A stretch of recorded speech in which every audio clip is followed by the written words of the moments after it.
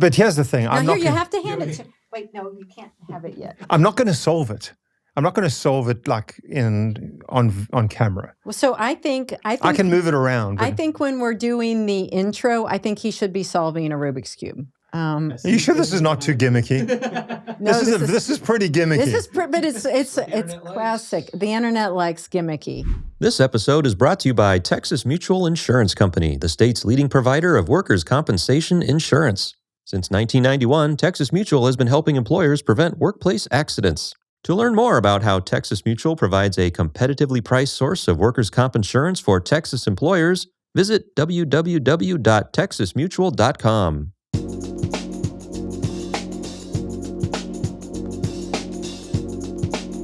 Hi, everyone. Welcome to the Austin Hires Local podcast, where we have on-the-record conversations with leaders in the workforce development space. My name is Tamara Atkinson, and I have the honor of serving as the CEO of Workforce Solutions Capital Area. And today we are joined by a very special guest, someone who is a colleague of mine in the workforce space, is a partner in all this work, and is a friend. Rob Neville is the president and CEO of Goodwill Industries Central Texas. And on the podcast today, I think we're going to talk about a number of things. We're going to talk about things you didn't know about Goodwill, how big it is. We're going to talk about your upbringing in South Africa and how you got to college. Hint, I think it might involve a Rubik's Cube. We're going to talk about the first time you got to hear Nelson Mandela speak. And I also think today I'd like to hear you talk about what you think the future is for artificial intelligence in the nonprofit space and where you think Goodwill could go with that. Are you game for talking to me today about all those things? We got time for all that? I think we are going to give the viewers, we're going to give them their money's worth in this podcast. Are you game? Excellent. Yes. All right, let's do it. Let's do it. All right, Rob.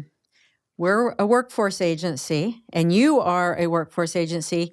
So in that vein, why don't you tell me a little bit about your workforce journey? What was your first job? My first job ever? Yeah, first job ever. Oh, goodness me. That's going back decades.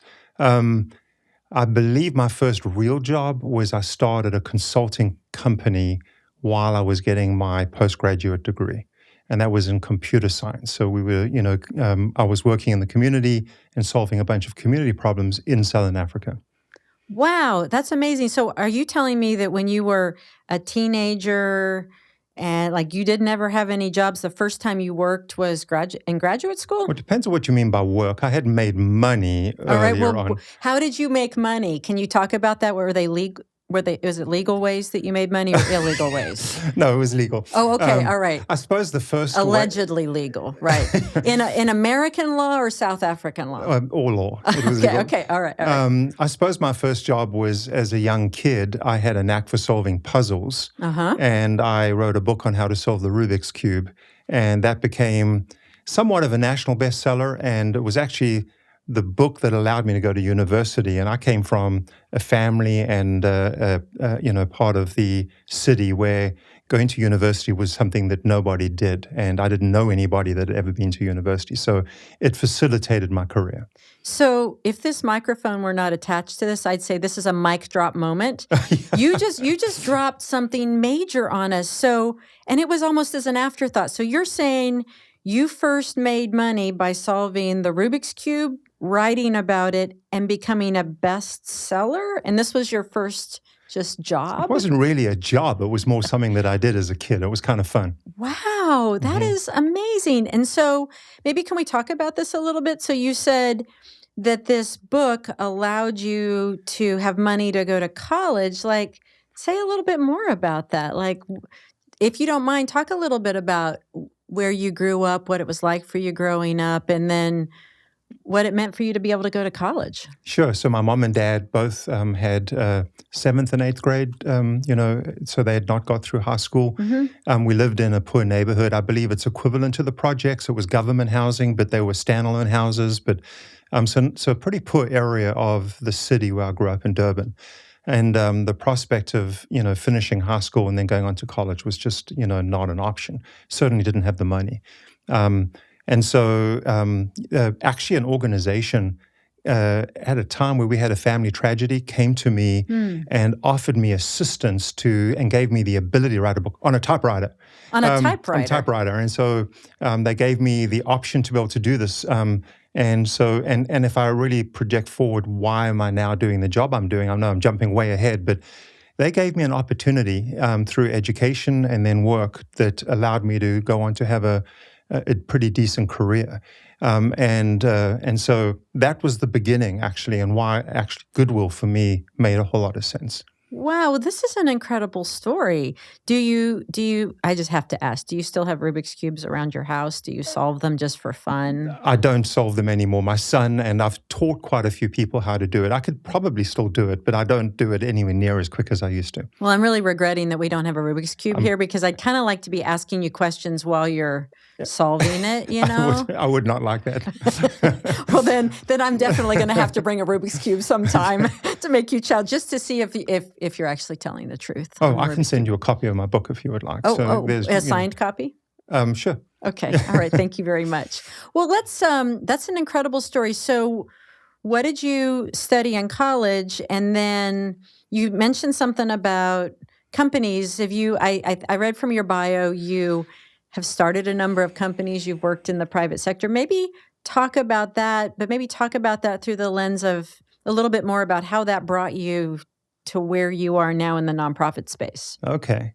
So I did go on. I did software engineering. Okay. And did a BSc and went on to do a postgrad. And then I had no choice but to go into military service in South Africa. Oh, is that compulsory? Compulsory at the time. Okay. But I was fortunate that I was seconded back to a company where I did computer science work.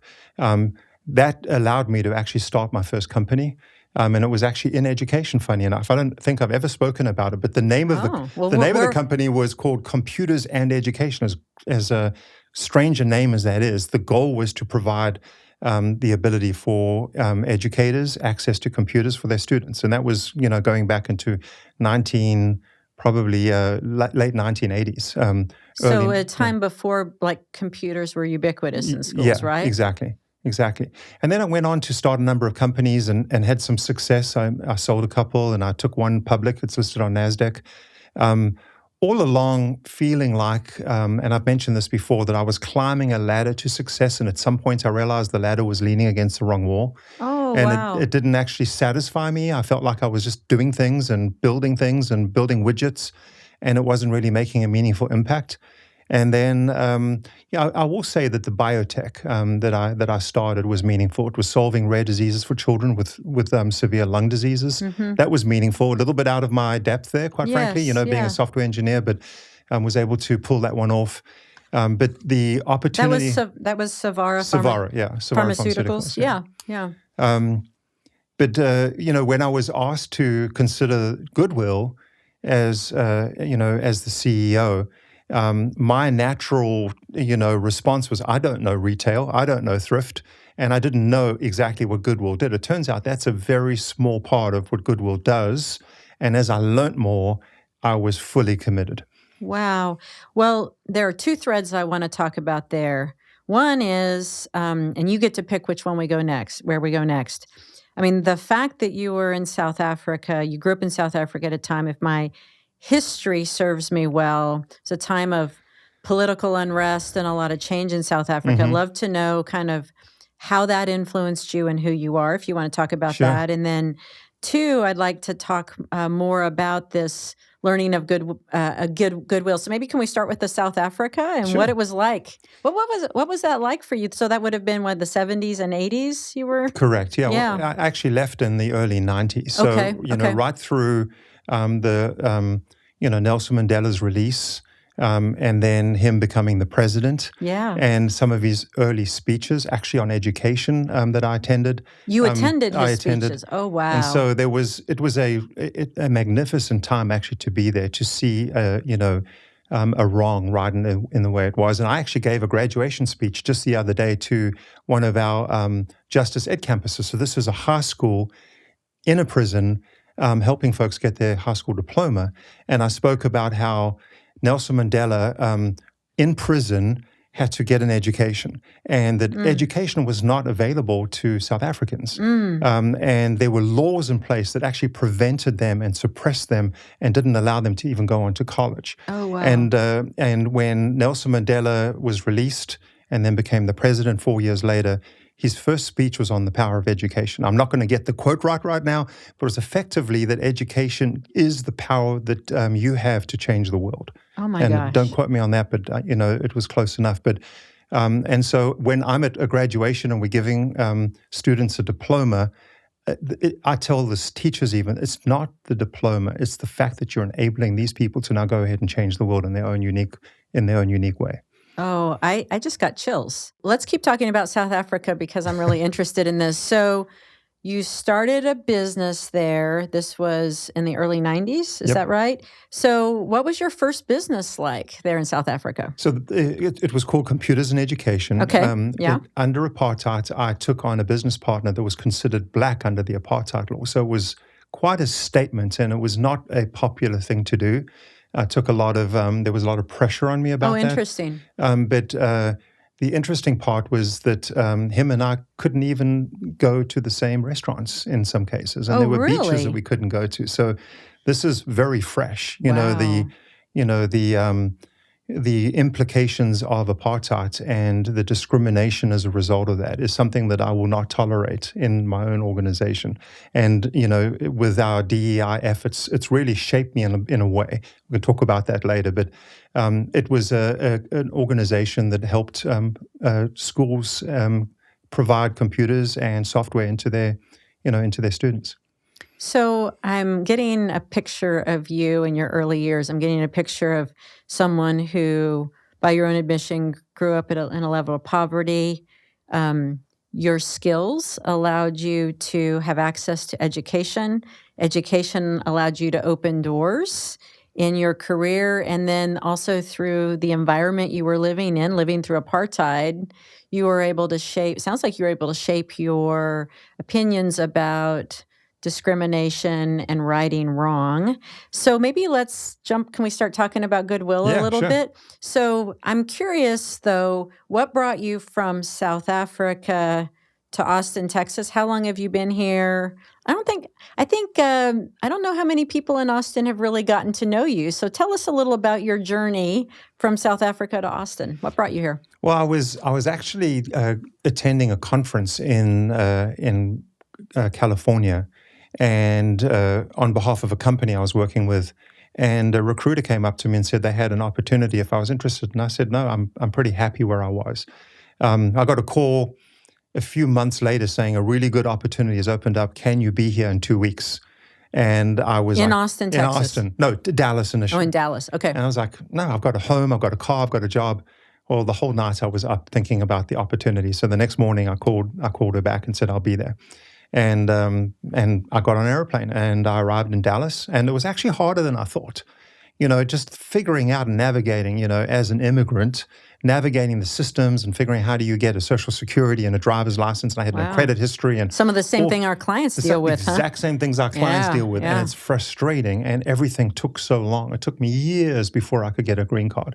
And then I was stuck in one company and with my H-1B visa, and I couldn't move. And so I was paid way less than other people within the organization. So it wasn't an easy transition. But pay inequities. You understand pay inequity. Yeah. And I'm very grateful for the opportunity that I had, and America has been very good to me. So how'd you get from Dallas to Austin? I didn't like Dallas. It was too big. It was, I needed some natural beauty, and I just love Austin. Okay. It's a great city. And what year did you come to Austin then? I think it was 97, 98, somewhere around there. Okay. Yeah. All right. About the same year I came back. Okay. I came back in 99. Yeah, just a little bit. It's grown just a little. Yeah. But I think it's still Austin. I still love it. So, all right. So your history then has been private sector, starting companies, leading companies, pharmaceutical company. Say more about why you decided to go into the nonprofit and why Goodwill. Why is this? I think you've been dropping us breadcrumbs along the path this whole time, but what was it about Goodwill that maybe talk about what did you think Goodwill was What have you learned that Goodwill is? So maybe talk a little bit about that. Sure. I mean, I think like most people, you think Goodwill is a thrift store where you donate and you shop. And it certainly has that as the core of what we do, but that's just the engine that provides the revenue for us to do our mission. And our mission is about, and what we believe is that lives are transformed when you give people an education or you give people a job. Okay. And there's multiple aspects to what we do to bring that mission into fruition. For instance, we have 7 high schools. 5 of them are within the justice ed system, and 2 are community campuses where we provide adults that the first time around didn't get their diploma. Wow. And then we get them a diploma. We have an academy that Texas Workforce Solutions supports. Thank you for that. Where we provide folks with certifications for phlebotomy, nurse's aid, electrician helper, a whole long list of things, truck driving, a whole long list of certifications. We have a whole organization that employs people with disabilities. 75% of them are disabled. Is that your staffing agency? That's a separate one. Oh, we also have a I can't even keep up with them all. I can't either. Commercial services. Okay. So we do yard work. We do third-party fulfillment. We do, those license plates that are tailor-made Texas license plates? We're the ones that fulfill those, as an example. No way. You guys do that? We do that. And so Can I slip in a side order and then have you make me a custom license plate? I don't have one myself, but I would like to have one myself. So let me figure that out and get back to you. Okay. All right. Well, just as a side, if you were to have your own custom license plate, what would you have on it? Durban. Oh. My hometown. Okay. Yeah, because no one really knows it, but South Africans that see that will know what it is. Okay. Yeah. Okay. So you were so that's interesting. So so if anyone's listening to this podcast who is responsible for making those vanity plates, he wants Durban on his license Someone else plate. is going to steal it now. I shouldn't have said anything. So you were telling me about everything that Goodwill does that you didn't know that they do. And it's so much more. I mean, we have workforce advancement where we help people that come off the street that are desperate. And, they're either homeless or they just have, life's just come at them and they just need help. And so we take them in and we stabilize them and we figure out what they need, if it's an education or a job, or if they just need short-term help. We have a fund where people donate that 100% of that fund, it's called the Bridge Fund, 100% goes directly to people in need. So if someone comes in and their car's broken down, and if they don't get to work, they're fired, and then they're homeless. They're one warning away. One crisis away. And so we have a fund that we help them. And the numbers are staggering. We help 9,000 people a year through either giving them employment and education or we call them intensively served, or just meaningfully help them with a career path. Yes. And so 9,000 people a year. So that's so much more than just thrift. Thrift is a part of it. Yeah. But every time someone donates, they're enabling someone's education. Every time someone shops, somebody gets a job. This episode is brought to you by Texas Mutual Insurance Company, the state's leading provider of workers' compensation insurance. Since 1991, Texas Mutual has been helping employers prevent workplace accidents. To learn more about how Texas Mutual provides a competitively priced source of workers' comp insurance for Texas employers, visit www.texasmutual.com. One of the things I've long admired about Goodwill is that you all have figured out a business model that really braids together a number of different grants and contracts, but you're a nonprofit that has figured out a revenue stream to support your mission. And I just think that is really interesting. Do you think that that's a model that more nonprofits should follow? I'm not saying necessarily get into the thrift business, because I know we're not looking for competition with Goodwill, but in terms of do you think that's the future of nonprofits? Do you think, as someone who's from the private sector that's now first time in the nonprofit, is that something other nonprofits could learn from in terms of look at their business model as a way to generate revenue? Or now that you're in it, do you think it just complicates the mission? What is your perspective on that? If you can get people to write you checks, then, all the more power to you. But I think it's hard. And to have a sustainable business model, it's not reliant on grants and not reliant on large donors. This is a very interesting model. I tell you, it's also hard. Yes. It's complicated. And I'll tell you why. If you think about our thrift, we total employees 2,000, plus about another 1,000 through our temp agency that are temps to perm. And then we have about 1,000 students. We've got about 4,000 people that, that fall under my responsibility. So you have 4,000 people on your payroll. 2,000 on the full-time payroll. Okay.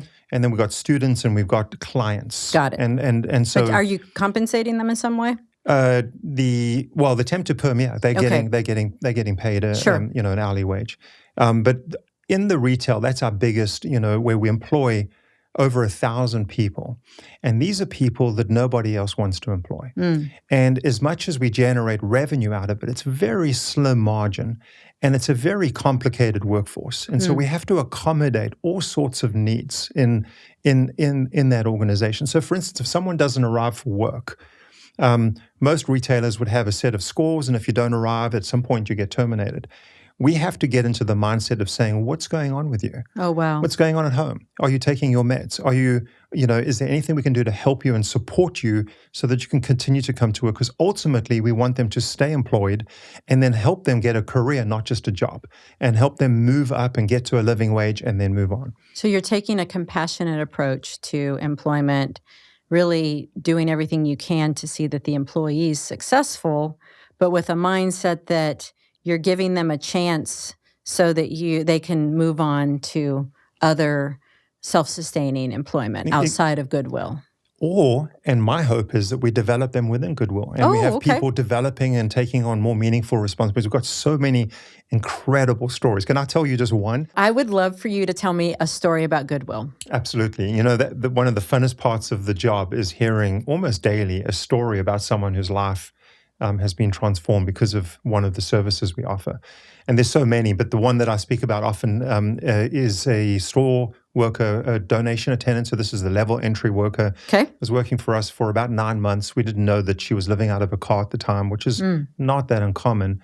We were able to eventually, she figured out actually how to get a certification from the academy that you support, and she did Python programming. We then were able to help her get an internship and ultimately employment at Goodwill, and she's one of our star performers. Oh, and she sent a picture showing her children at a Christmas tree, saying it's the first time she's been able to have Christmas with her children in her own house. Our bridge fund funded her first month's rent because she couldn't afford the first month's rent. So all the services we have really helped her and her family transform their lives. So that's one of many, and it's so heartwarming to see the impact we have on these families. What I love about that story is, it's about helping a mom and her kids, but you really, through that story, you paint a picture of all the different supports that Goodwill brings to your clients at different stages in their need. Right. I don't know that everyone knows that story about Goodwill, so I think that that's really interesting. So you've talked about your past, you've talked about Goodwill now and the expansiveness of all your departments and services and employees, and I'm dizzy from all that you do. You have a big job, Rob.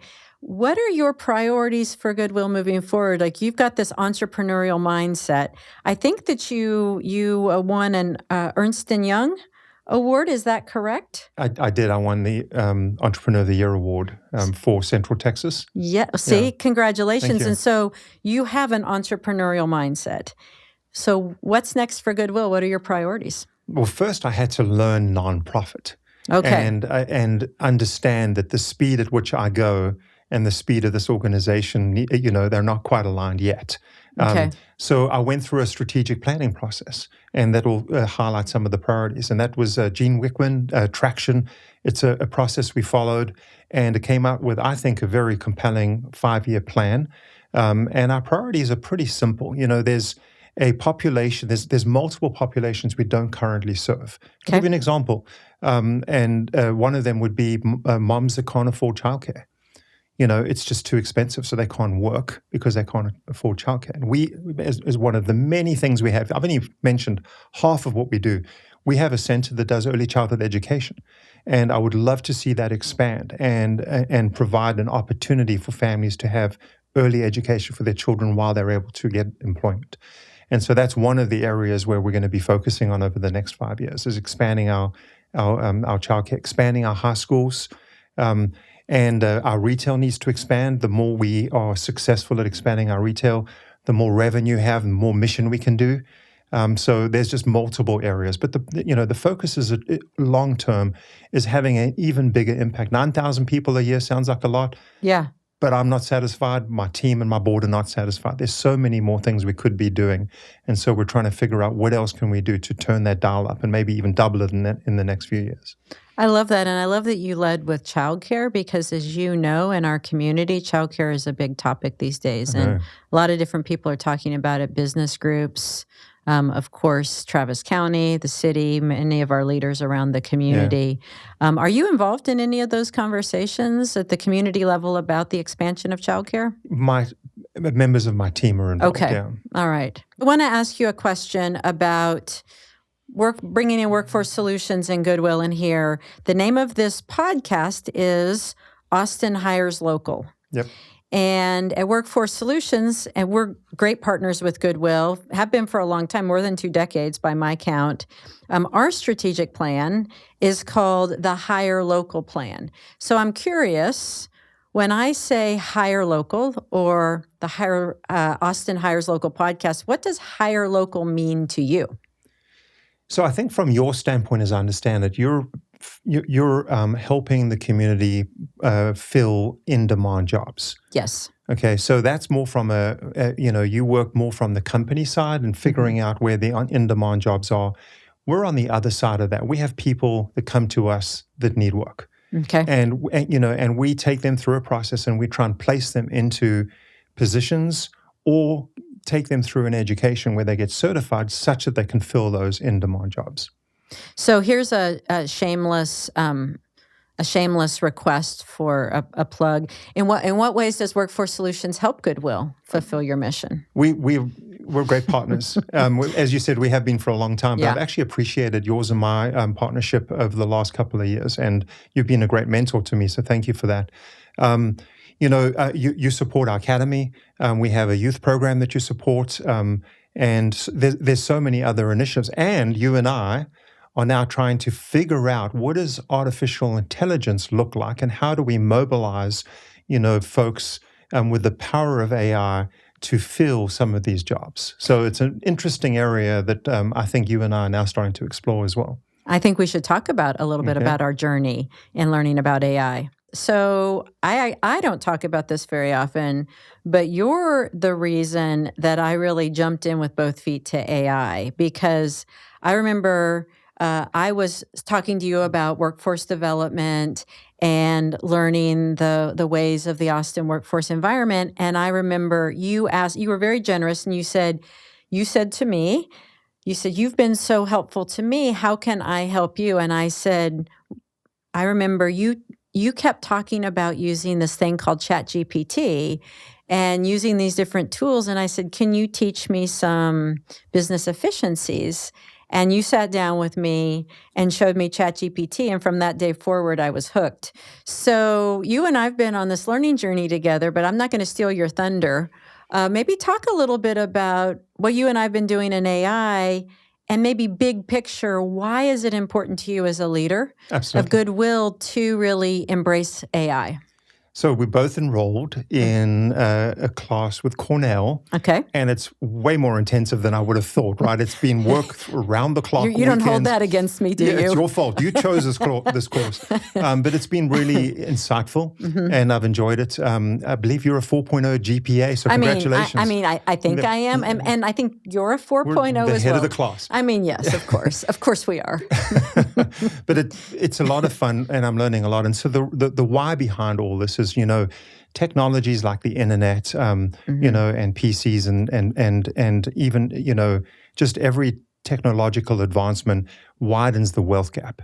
And my question early on when I started learning about AI, and actually I have AI, my postgrad degree was in AI, so I had a historic perspective. So you were a ringer going into this Cornell class. I wasn't a ringer, but the technology I was dealing with is nothing like it is today. But the question was, what if we actually use this to narrow the wealth gap? Oh, wow. And that if we facilitated and helped equip, folks that are, the have-nots with AI, what could that do? And it levels the playing field in a way. If you think about a resume that is polished with AI, I think you can be competitive if you're not, with the haves versus the have. I think you can be competitive, and that's just one little example of. I do believe there's tremendous opportunity to narrow that wealth gap this time around, and so that's my goal. I love that, and you've been consistent from the very beginning. You're the one that brought that to me. You said, Tamara, you really need to learn this because AI is going to shape workforce development in our industry. Mm-hmm. So maybe let's talk a little bit more about some of the examples. I mean, you and I, as you said, we've been in this class together. We've been learning about the way AI is applied in all different industries. You gave an example of AI could help our clients build and polish off their resume. How are you at Goodwill using AI now? And a year from now, if I interview you again in this podcast and you are reporting success with AI implementation within Goodwill, what would that look like? It's a good question. On the how we're using it now, we've got a number of pilots where we're just trying things out. We're starting to keep in mind my workforce is not one that is typically comfortable with technology, especially my social workers. But I think that they're starting to see the value and what we can bring. And so there are some tools that we're going to build that are going to help with our clients and trying to help them get opportunities with the help of AI and allow our social workers to focus on, the human-to-human interaction versus building resumes, as an example. Interesting. But long-term, there's a number of things. If you think of all that your stuff... your eyes just got big. Oh, yeah. You can, you need another podcast to talk about this very topic. Let's do it. Let's do it. An AI podcast. If you think about all the efficiencies in any organization, but in Goodwill in particular, so for instance, we've got folks that are grading things that you donate generously, and they don't always know the brands. And so we're not always extracting the value we could out of certain items. And so there's an opportunity for AI right there, and placement of goods within the store and maximizing the square footage. There's opportunities for AI. Almost every area I look at, I see opportunities. The question is, do we have the technical skills to actually implement a lot of that? So that makes sense to me from how do you optimize business? I heard you say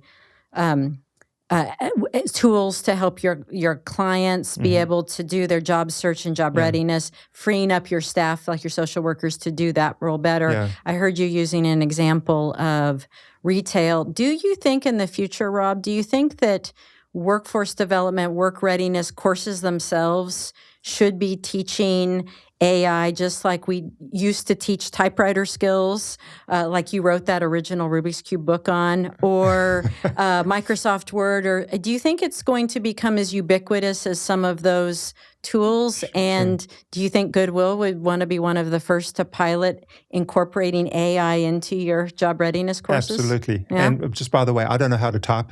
As crazy as that sounds, I never actually learned to touch type. But I can go pretty fast. You wrote a book on the typewriter. On a typewriter, but with these two fingers. But we already which two fingers were those? we're already offering, and I believe we're about to launch for every one of our classes. So nurse's aide, phlebotomy, electrician helper, all of these classes, we're now going to be offering an AI introduction in every one of those classes. I think equipping every one of our students with some basic AI knowledge is going to really give them, they'll be head and shoulders ahead of anyone else that doesn't have that skill. So we're already doing that. So yeah, you even think phlebotomy students need an introduction to AI? I think everybody. It's just a tool. It's like a calculator. Imagine going in and doing an engineering job and not having access to a calculator. It's just a tool that they can use to be more efficient and effective in their job. So they do need that introduction. So do you know of other Goodwills that are thinking like you? Do you know other Goodwills that have jumped into AI, or is Goodwill Central Texas, are you on the forefront of this? So there are 156 Goodwills, and if people realize this, that every territory, we have 15 counties across the country, and even internationally, there's a number of Goodwills. Okay. And there's an association that we all belong to, the headquarters. Okay. And there is a lot of talk, and there are initiatives with AI, and I am at the center of many of those conversations. Okay. So it sounds like you're being very modest, but it sounds like you might be leading the pack. when it comes to AI I would say implementation? I'm part of a team of very motivated people to figure out how we can be competitive and how we can be more effective, primarily to be able to execute on our mission. Almost everything we talk about isn't about getting more revenue. It's about how do we impact our communities more effectively, and this is a way we can do that. Well, Austin's lucky to have you as a leader, and I can see why you're a 4.0 student because you're so committed to using AI to fulfill your mission and close the wealth gap. So that's really great. It has been so much fun to have you on this podcast today. You're such a good sport. I'm lucky to have you as a colleague, and if I may say so, I'm lucky to have you as a friend. It's been great to have you here today. Likewise. Thank you. Thank you. And I know that we said earlier that we wished we had a Rubik's Cube to give to you, but I actually have a surprise. Are you ready for this? Are you ready for this? Dun, dun, dun. Look at this. So we actually would like to see if you can solve this Rubik's Cube, prove why you were a best-selling author, but we're going to create even another chat. See, I love this. You're already going at it. You don't even have to look at it to solve it. Well, keep going. Okay. So I am going to rapid fire ask you questions while you solve a Rubik's Cube because you're clearly such... so your intellect is so beyond any of us that you can solve a Rubik's Cube and answer questions. Are you ready for this? Sure. Okay. Dog or cat? Cat, easier maintenance. Okay. Cake or pie? Pie, there's sugar. Less sugar, you said? Yeah. Okay. By pie, do you mean like a peach cobbler pie, or do you mean... Well, that's a cobbler. That's not a pie. Okay, that's not a pie. Yeah, it's not a Okay. pie. But you going to stick with pie? I'm sticking with pie. Okay. Yeah. How about mountains or beach? Both. Nature. Oh, Okay. good answer. Let's see. Pizza or hamburger? Probably hamburger. Okay. You just have these all ready to go? Yeah, I'm thinking of them as we Okay. go. Flip-flops or tennis shoes? Flip-flops, easily. Oh, Especially in Texas. okay. A movie at home or a theater? Both. Both? Yeah. Why? I enjoy them both. Really? Mm-hmm. Okay. Boat or airplane? Boat. Okay. Lennon or McCartney? I actually enjoy both of them. Okay. So, all yeah. right. Who is your favorite singer right now? Oh, I have an all-time favorite. Okay. And that's Van Morrison. Oh. Okay, Yeah. let's see. I'm thinking of my favorite Van Morrison song. Let's see. What is your favorite Van Morrison song? Oh, gosh. You gotta Brown name Girl, mine. I suppose, is one. Oh, that's Yeah. very nice. That's nice. Mine is Into the Mystic. I mean, that's just Okay, that's great, just yeah. a pretty good one. Of course, Brown Eyed Girl's pretty darn good too. Okay, there we go. Done. Okay. So this is how you sold a best-selling book is solving a Rubik's Cube this way? This way. That's actually a different Rubik's Cube. It's got arrows that go around, so Yeah. I would have to concentrate a little more to really do an effective job. Well, thank you for being a good sport about our Rubik's Cube exercise. I'd like to know, is there anything that I haven't asked you today that you would want to make sure that Austin, Texas, and the rest of the country watching this podcast know about you, Goodwill, or even how we work together? You know, the one thing that comes to mind that I think people now on this podcast will appreciate, that the value of donating, it may seem so simple that you clear out your closet or your garage, but that really does facilitate 9,000 people's lives being touched and transformed. And so please, if I would say, if there's anything, just keep doing that and keep supporting us in that way. Yeah. The other way is just through shopping. And Yeah. it's fun. Thrifting is fun now. It is fun. And we're figuring out how to get more good stuff into our stores fresh and full than it has been historically. So come and take a look. There's some fun things going on and some very expensive things for $11. I was told just yesterday, somebody bought a pair of jeans. It was a $600 pair of jeans, brand new with a label, and they paid $11.99. So there's some great finds at Goodwill. So drop your donations, and come and shop in the store, and that facilitates transformation of our community. I love that. But my mind goes to, that was great for that shopper that got those $11.99 jeans. But maybe in the future, a year from now, when you have that AI tool that can scan those jeans exactly. and know that you should charge maybe a little bit more than $11.99.